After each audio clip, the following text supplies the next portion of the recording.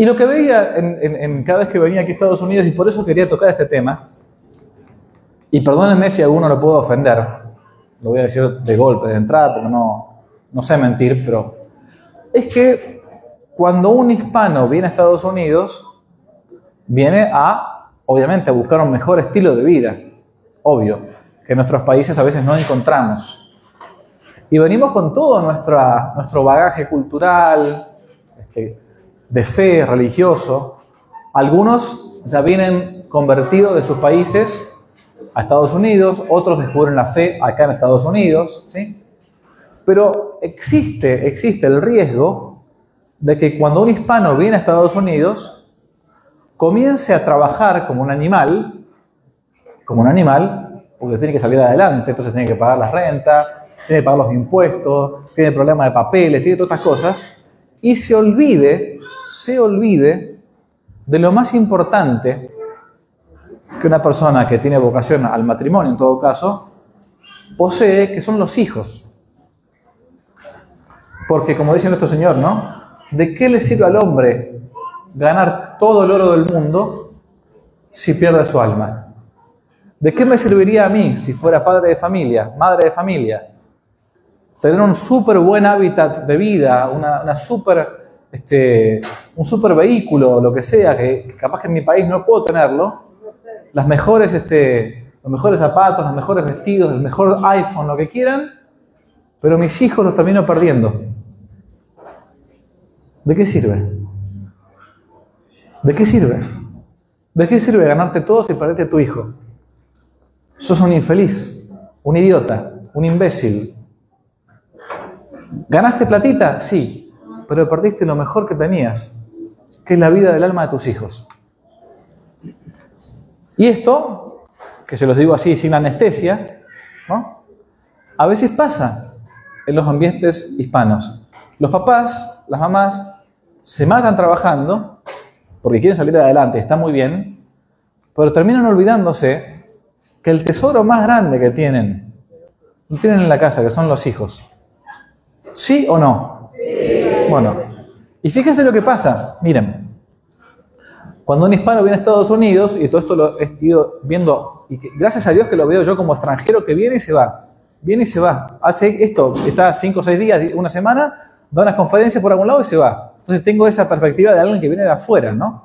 Y que ha viajado prácticamente por todo Estados Unidos. ¿Qué sucede? Vengo con una mano atrás, con otra adelante.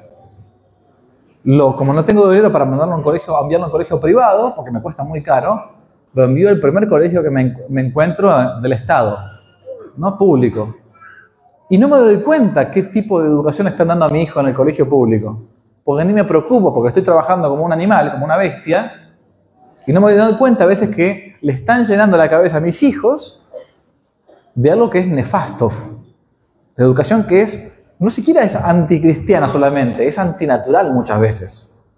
Una educación liberal, progresista, comunista, cualquier cosa le meten en la cabeza. Yo no quiero ser ofensivo, reitero, pero esta semana que estuve acá dando conferencias, solamente salí una mañana. Tenía que hacer una compra, unas zapatillas a mi sobrino, acá, a la calle, a la 34 y la 8. Me tomé el metro, me acompañó el padre Lázaro, ¿no? En el metro me quería morir. Me quería morir. Digo, ¿qué es esto? Se subía un tipo, una tipa, un etipe, no sabía lo que era, ¿no? Era una jungla. Y me miraban a mí como si yo fuera el marciano vestido de sotana, ¿no? Y decía, ¿no te miraste al espejo vos, no, a la mañana? ¿Ah? El marciano era yo, resulta. Y había un loco vestido con pelo largo, pintado, todo con botox acá. ¿Dónde estoy acá? ¿Dónde me metí? Cuanto antes, me quería venir corriendo de la 34. No sabía cómo hacer para volverme, ¿no? Pero yo miraba y miraba con tristeza, porque ese chico que era un trans, me acuerdo, vi varios en el metro, ¿no? Era hispano. Era hispano, ¿no? Estaba disfrazado de mujer, medía 1,90 m, yo no le iba a decir nada, si me pegaba toda la trompada, me reventaba, ¿no? Los labios llenos de botox, así. Pero a mí no es que me daba asco ni nada, me daba tristeza. ¿Saben por qué? Porque digo, este muchacho, pobrecito, tiene que ser hijo, seguramente, de un matrimonio de hispanos que habrán venido de, qué sé yo, de Argentina, de, no sé, de México, República Dominicana, cualquier lado, donde sea. Y sus papás no se ocuparon de él. Lo habrán enviado a un colegio público, le han metido eso en la cabeza. En la adolescencia es la época complicada, ¿no? Y le han llenado la cabeza, entonces, bueno, está metido con eso. Ese chico pobre es una víctima, no un victimario, ¿sí? Entonces, por eso, quería hablar hoy brevemente, ya que estamos en el ámbito de la conversión, así como está la conversión individual, que hablamos antes, la transformación individual, conocernos a nosotros mismos para poder recién después comenzar a servir a Dios nuestro Señor y salvar de ese modo el alma, que después le ponen azúcar. El azúcar hace mal. Hablar un poco acerca de la conversión de la familia y principalmente de la educación de los hijos. Alguno me dirá, mis hijos son grandes ya. Bueno, nunca hay edad para dejar de ser padre o ser madre.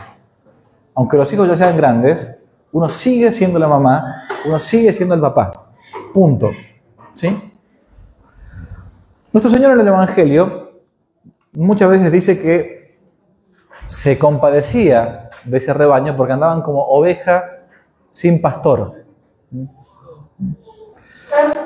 Y los pastores pueden ser los pastores de la iglesia, el sacerdote, ¿no? El obispo, pero el pastor en cada familia es el padre. El pastor en cada familia es la madre. Ayer lo decíamos, el papá es la cabeza de la familia. Es la cabeza. Hoy estamos viviendo la época en que quieren afeminizar al hombre. Perdóname la expresión, pero es un mundo afeminado, un mundo aputosado, diría yo en mi país, ¿no? Que nos quieren volver como maricones a los varones. ¿En serio? Pero es verdad. Por eso hoy la gran crisis, al que hay que apuntalar mucho, es al hombre, al varón. Porque nos han afeminado en el modo de vestir, en el modo de hablar. Yo no estoy hablando de que uno se vuelva un bruto, con un garrote, ¿no? Un machote machista. No, eso es la deformación del hombre. Pero somos distintos, varón y mujer. Somos complementarios. Y en la casa, la cabeza de todo es el papá. Es el papá. Por eso es que tan importante para la vida afectiva, sexual de la niña o del niño es la figura paterna. Es el varón el que da la sexualidad a los hijos. ¿Sabían eso? Desde el punto de vista biológico, es el varón. O sea, si ustedes tienen puras mujeres, problema del varón. Si tienen puros varones, problema del varón. Dicen que cuando un hombre fue muy mujeriego en su vida, Dios le manda siempre hijas mujeres, ¿no? Para que escarmiente. Pero no solamente desde el punto de vista cromosomático, el papá, el varón, es el que da la sexualidad de los hijos. Desde el punto de vista afectivo, de la afectividad, es el papá el que asegura en su sexualidad y en sus afectos a su hija o a su hijo. De ahí la necesidad siempre del papá, la importancia de que esté presente en la casa. Aunque trabaje todo el día como una bestia, cuando llega a la casa, el papá es la figura, aunque parezca raro, principal en cuanto a la cabeza. Después está el corazón, que es la madre. Una cabeza sin corazón no sirve. No te riega sangre, no te llega agua al tanque, decimos, ¿no? Porque el corazón, si no bombea, no te llega sangre al cerebro. Por eso no existe una persona que tenga corazón pero que no tenga cerebro, o cerebro sin corazón, ¿no? Eso es un monstruo, no puede funcionar. Está muerto, está en coma. ¿Sí? Bien. ¿Qué sucede hoy en día? Estos pastores, que son el papá y la mamá, a veces andan como desviados o se olvidan de a quién tienen que pastorear. Los padres de la iglesia, los grandes autores de la iglesia de los primeros 3, 4, 5 siglos, planteaban, y esto es una verdad que para mí es de perogrullo, es así, ¿no? Que los padres, papá y mamá digo, se salvan o se condenan según la educación que le den a sus hijos. En gran parte, los padres se salvan o se condenan según la educación que le dan a sus hijos. En el Evangelio de San Mateo, en el capítulo 7, Jesús dice en un momento: ¿acaso alguno de ustedes, cuando su hijo le pide un pan, le da una piedra? ¿O si le pide un pez, les da una serpiente? Y termina diciendo, fíjense qué interesante Jesús: si ustedes que son malos, dice Cristo, saben darle cosas buenas a sus hijos, ¿cuánto más vuestro Padre que está en los cielos? Y continúa, ¿no? Pero fíjense, pone el ejemplo de la paternidad. Y dice, si ustedes que son malos, o sea, Cristo muchas veces habla con ironía, muchas veces, ¿no? Muchas veces, ahora en Jueves Santo, cuando llega el Jueves Santo, llega el huerto de los olivos, ¿no? Y todos se duermen. Jesús va una vez y le dice, bueno, ¿no habéis podido velar una hora conmigo? Y vuelve a rezar solo. De vuelta, están todos dormidos. ¿No pueden velar una hora conmigo? Y se vuelve. Hasta que por fin, ¿qué les dice? Ahora ya pueden dormir. Llegó la hora del Hijo del Hombre. Jesús muchas veces habla con ironía. Entonces acá dice, si ustedes que son malos saben dar cosas buenas a sus hijos, ¿cuánto más vuestro Padre que está en los cielos? La obligación más importante de los padres en la familia es intentar educar hijos para el cielo. La obligación primaria, principal, de un matrimonio, de un padre o una madre, es educar hijos para el cielo. Los padres son los depositarios de la vida de sus hijos, no son los dueños, Son los depositarios, así como, no sé, uno coloca la plata, el dinero en el banco, y el dinero no es del banco, es mío que lo deposité. El dueño no es el banco. El banco es un usurero, que es distinto, ¿no? Nos está robando plata, puede ser, pero el dueño soy yo. Él es el depositario. Bien, de la vida de los hijos, los padres no son dueños, son depositarios. Pero los depositarios, los que poseen el depósito, van a ser juzgados por qué cosa hicieron con ese depósito. ¿Me van siguiendo? ¿Sí o no? Bien. Por eso, muchas veces, los hijos son vistos como ese tesoro que poseen los padres, como un depósito, Y como es un depósito, uno deberá dar cuenta de ese depósito. O sea, que el día de mañana, cuando nosotros nos muramos, ese momento que es el más importante de la vida de un hombre, el día de la muerte. El día de la muerte es el día más importante de la vida de un hombre, porque ahí se define todo. Se define todo. Ahí no hay vuelta, ahí no hay modo de sobornar a nadie, ahí no hay modo de escaparse. Ahí Dios te va a juzgar. Y va a decir que el árbol cae para el lado en que está inclinado, Si se ha inclinado toda su vida para el bien, morirá para el bien, morirá para la vida eterna, para el cielo. Si toda su vida ha vivido mal y no se arrepiente, tendrá que ir a pagar sus penas al infierno. Pero en el momento del juicio, por eso que hacemos el velatorio, en nuestros países hispanos todavía quedó esa costumbre de velar al muerto. Velar al muerto no para tomar un café o para decirle a la viuda o al viudo, pobrecito, qué bueno que era, que capaz que era un miserable el otro, pues, no importa. No, el velatorio está para rezar por el muerto, porque está siendo juzgado. Nuestros abuelitos tenían más conciencia cristiana que nosotros. Ahora se muere alguien y cuanto antes nos saquemos el fiambre de encima, el muerto de encima, mejor, más rápido. No, ¿cómo que eso? ¿Cómo va a ser eso? Yo tengo que... Está siendo juzgado. Bueno, el día del juicio nuestro, si soy padre o madre de familia, Dios me va a preguntar qué fue lo que hice con mi vida, ¿cierto? ¿No? Pero así como a mí, cura, sacerdote, me va a preguntar, a ver, ¿usted fue fiel a su ministerio? ¿Cumplió con su voto de castidad, de obediencia, de pobreza? ¿Predicó la verdad católica? ¿Confesó a gente que le pedía? ¿Celebró la Santa Misa? ¿Visitó a los enfermos, a los presos? Me pregunté por mi ministerio, por mi deber de Estado. A un padre de familia, entre las cosas que le va a preguntar es cómo fuiste con la educación de tus hijos. ¿Intentaste educar hijos para el cielo o lo tuviste como animal nomás así? y lo dejaste a no que se ocupe otro. Ya está, yo ya le di de comer. Miren, dar de comer no es lo más importante. Los comunistas dan de comer, los masones dan de comer. No es lo más importante. Es importante para poder vivir. El que no come no puede vivir, es cierto. Pero lo más importante es la vida del alma. ¿De qué le sirve al hombre ganar todo el mundo si pierde su alma? ¿De qué me sirve a mí ganarme todo Nueva York si mis hijos se van al infierno? De nada. Soy un perdedor. Los padres van a tener que dar cuenta de cómo fueron sus hijos. Porque como dice Cristo en Mateo 12, por el fruto se conoce el árbol. Mateo 12, por el fruto se conoce el árbol.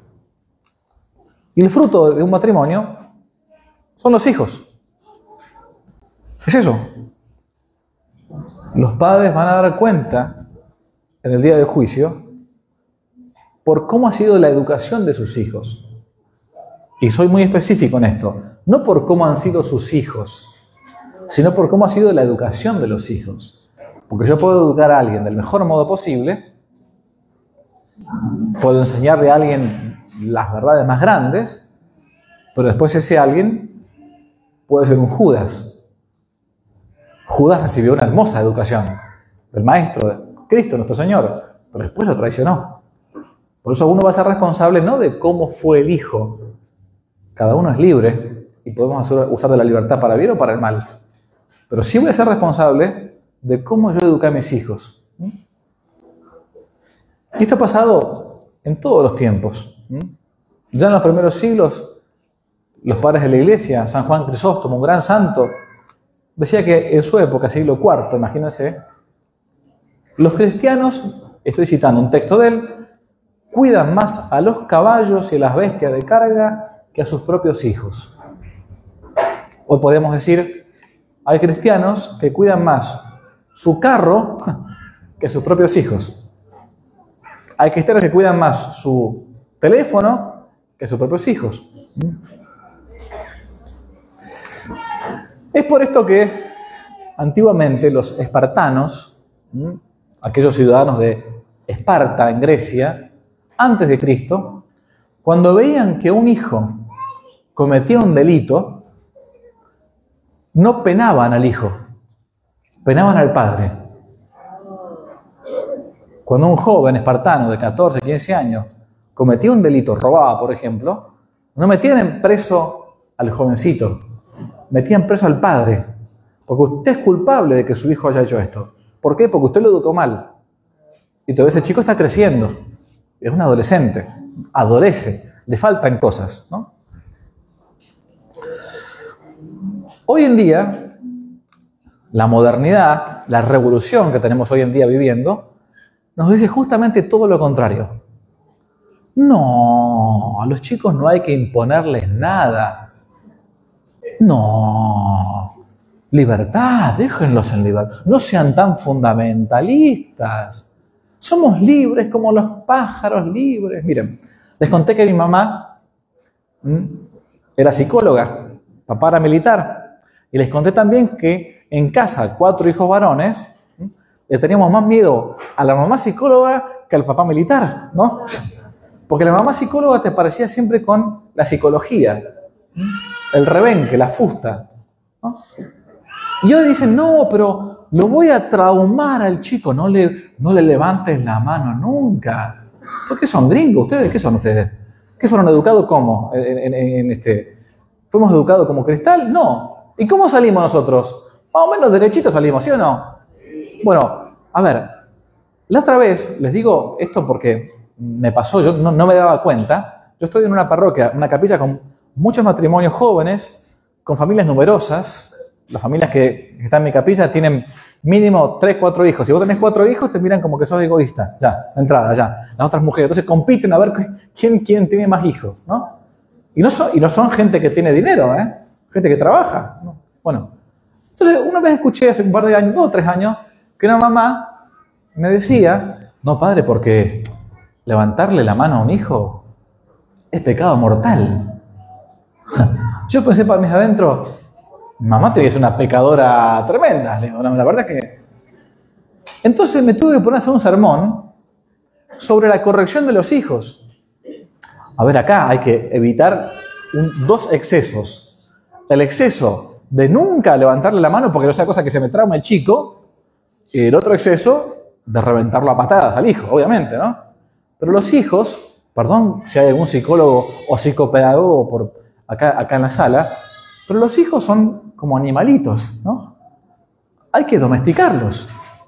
Porque de entrada, cuando son chiquititos, son caprichosos. Entonces hay que corregirlos, hay que meterlos en vereda. Y algunos, como Dios no es comunista, son distintos de los otros. Ningún hijo es igual a otro. Entonces uno dice, ah, no, mis hijos son todos iguales. Yo a mis hijos los trato todos iguales. Sos una bestia, animal, ¿no? Injusta. ¿Por qué? Porque es tan injusto tratar a los desiguales de modo igual como tratar a los iguales de modo desigual. Si yo tengo a mi hijo que es ciego, no lo puedo tratar igual que a mi hijo que ve. Si tengo a mi hijo que tiene asma, no puedo tratarle igual a mi hijo que es totalmente sano, porque soy injusto. Y los hijos son todos distintos, unos de otros. Por eso hay algunos que son más tranquilos, otros que son más caprichosos, otros que son más, que contestan más, otros que son más sumisos. Pero porque Dios nos ha hecho todos distintos. A Dios gracias, ¿no? Pero el pensar que no hay que corregir nunca a los hijos es uno de los grandes errores de la psicopedagogía moderna. Los psicopedagogos modernos, en su gran mayoría, son todos unos psicópatas que por lo general o no han tenido hijos y hablan de los hijos como si fuera que los hubiesen tenido, o están ideologizados, en el mejor de los casos, y creen que los chicos son todos buenos por naturaleza. Eso es falso. Eso es falso. Aparte, no solamente que es falso, es contrario a la doctrina cristiana y a la realidad misma. Tenemos el pecado original de entrada a nosotros. Y por lo tanto tendemos, cuando somos chiquititos, tendemos a nuestro propio egoísmo, nuestro propio interés. Por eso es que hace falta que nos eduquen. Algunos por naturaleza son más generosos, otros somos más agarrados, pongámosle. Uno es más, no sé, altruista, busca mejor el bien del prójimo, otros no. Y entonces, ¿qué viene? La corrección. ¿Y dónde está eso, padre? En la Biblia.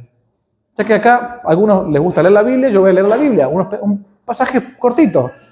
Anoten, si algún día se encuentran con algún amigo protestante, dicen, bueno, pero ¿cómo esto de...? No, ¿cómo se va a corregir a los hijos? No. Libro de los Proverbios, capítulo 13, versículo 24. Proverbios 13, 24. El que escatima la vara odia a su hijo. El que le quita vara, la chancla dirían acá algunos, ¿no? Odia a su hijo. Pero el que lo ama, lo disciplina con cuidado. ¡Wow! ¿Eso está en la Biblia? Sí, está en la Biblia.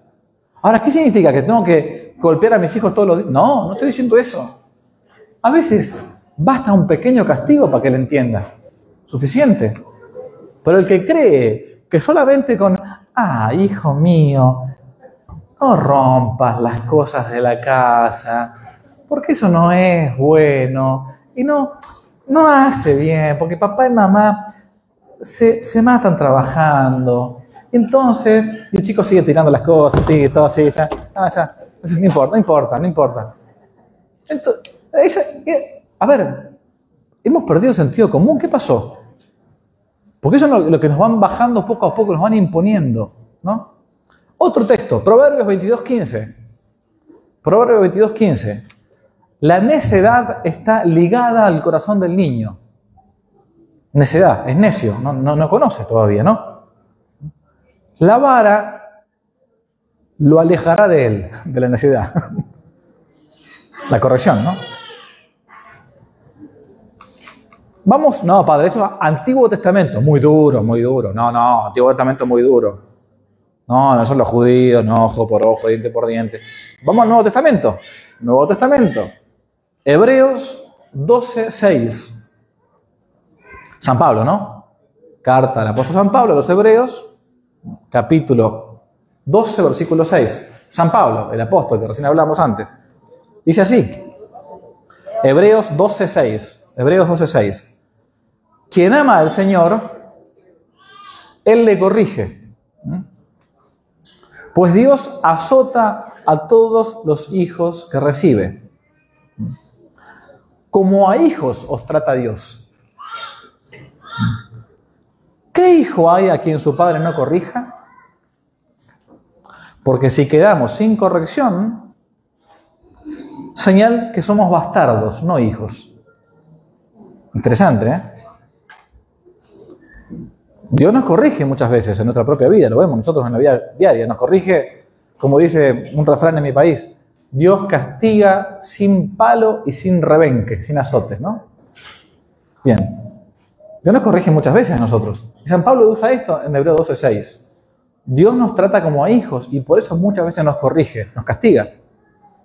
Porque el que no corrige a su hijo, en realidad no es su hijo, es un bastardo. Es un hijo bastardo, que no es propio. ¿Entienden el planteo?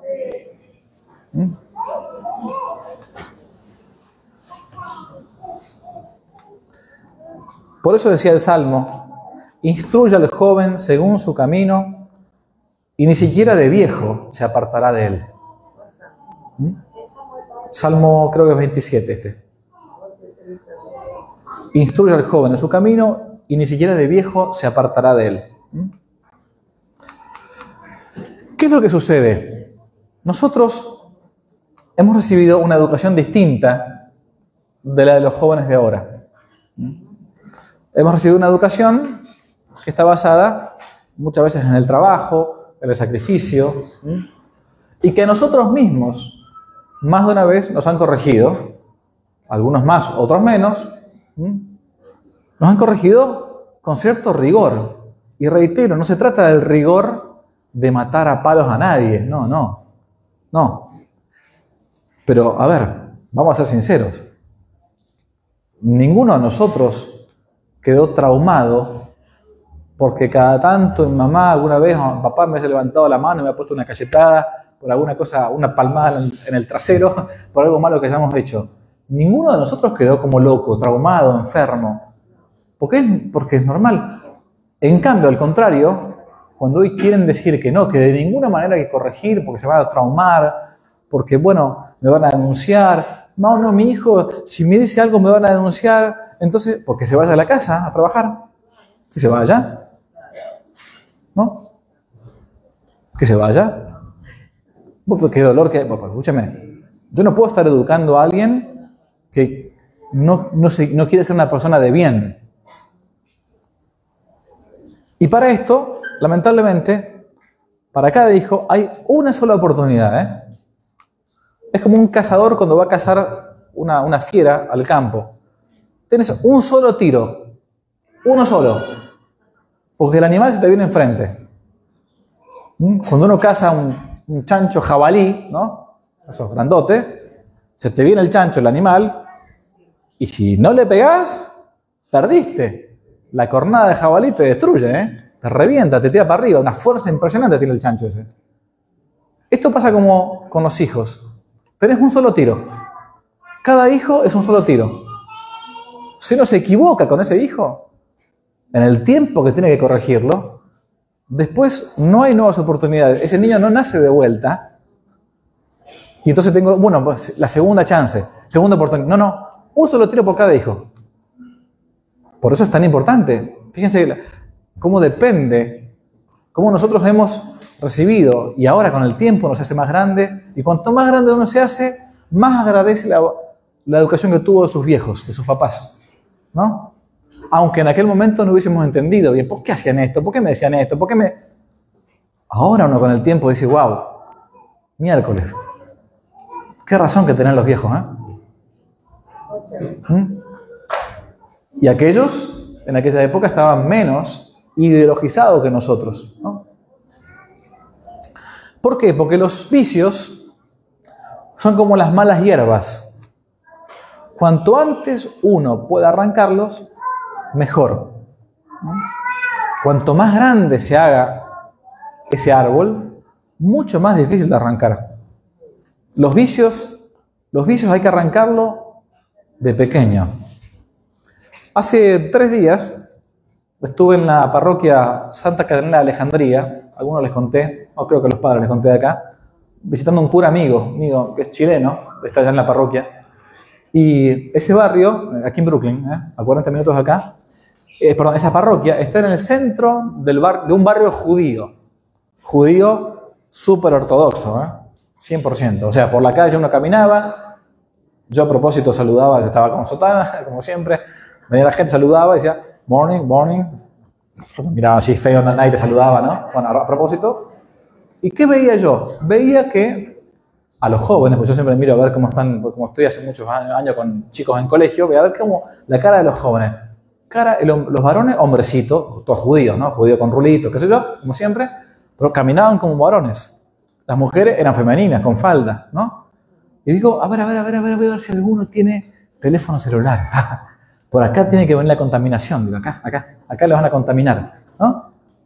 Ninguno tiene celular, hasta que en un momento vi una chica de 14, 15 años, yo estaba caminando así por la calle nomás, hablando con el otro cura que caminando, ¿no? Y una chica, esta viene con el celular. Entonces miro así, ¿y qué tenían? Los teléfonos Obama, los antiguos teléfonos, ¿no? O sea, los judíos no son tontos, no son ningunos tontos, no tienen un pelo de tonto.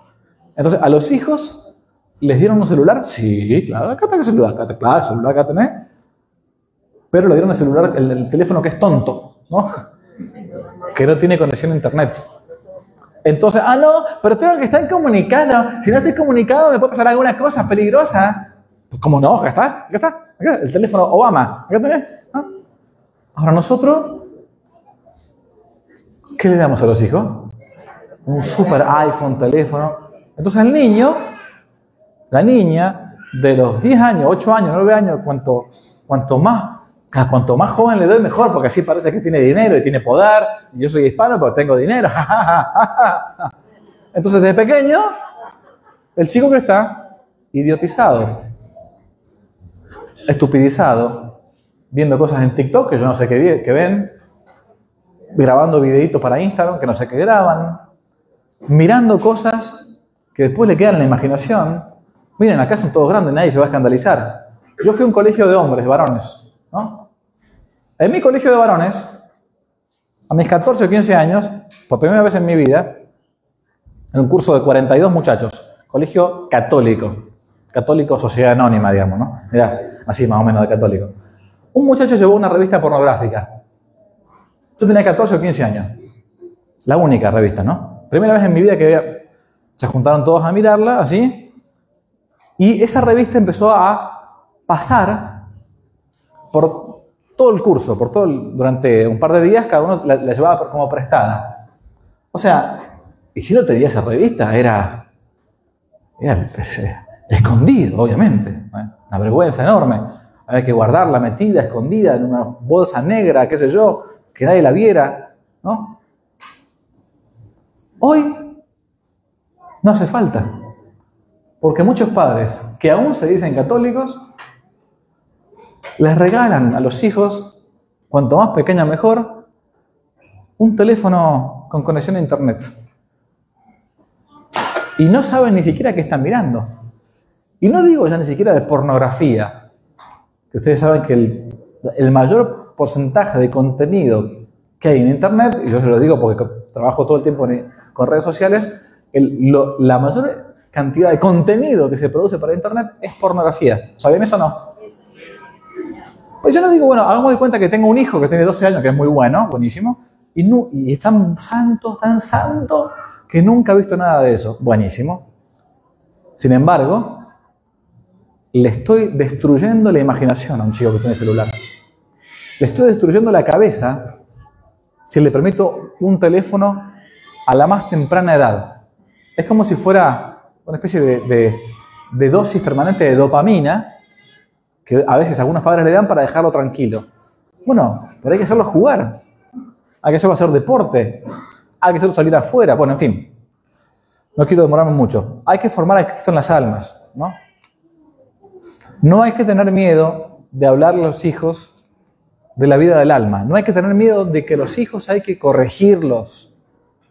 Hay que seguir el ejemplo de nuestros papás, de nuestros abuelos. Hay que educar hijos para el cielo.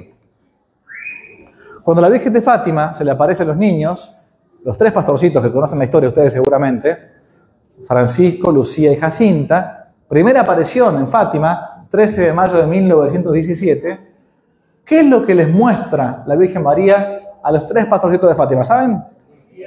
Les muestra el infierno. ¡El infierno! ¡Ay, no! No hay que hablar a los niños del infierno. ¡Qué horror! Se van a asustar. Se van a asustar. A ver, gracias a Dios la Virgen María no fue a una facultad de psicopedagogía, ¿no? Y es la Madre del Cielo.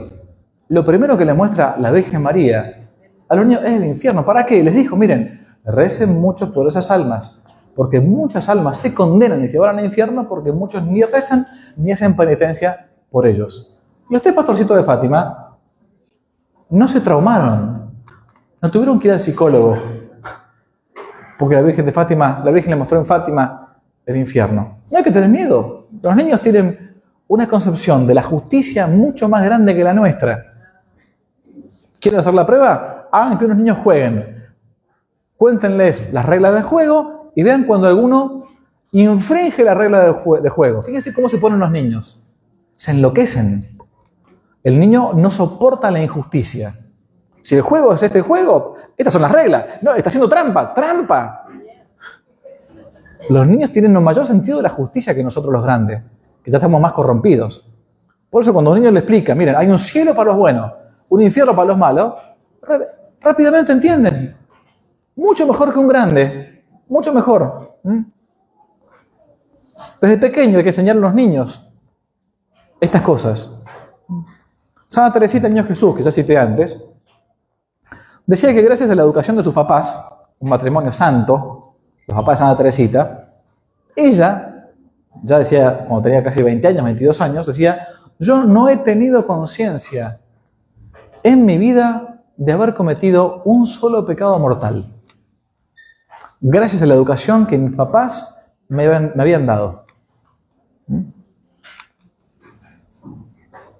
La reina Blanca de Castilla, una gran reina de España, mamá de un santo, San Luis Rey de Francia, le escribió una vez esta carta a San Luis Rey, su hijo. Hijo mío, te quiero mucho, pero antes preferiría verte muerto a que cometieras un solo pecado mortal.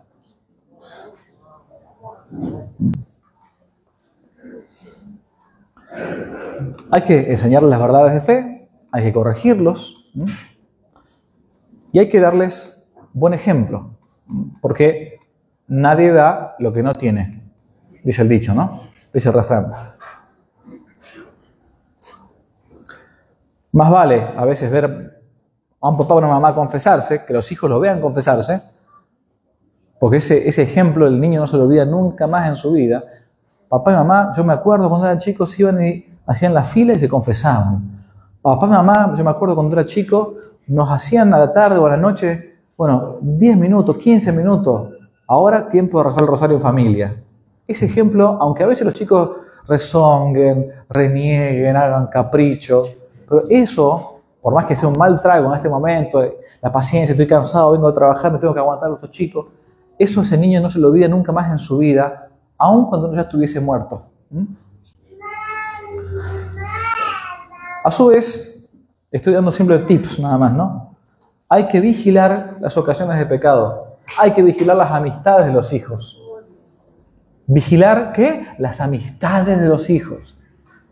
¿Por qué? Porque yo no trato de vigilar con quién se juntan mis hijos, con quién se juntan mis hijas.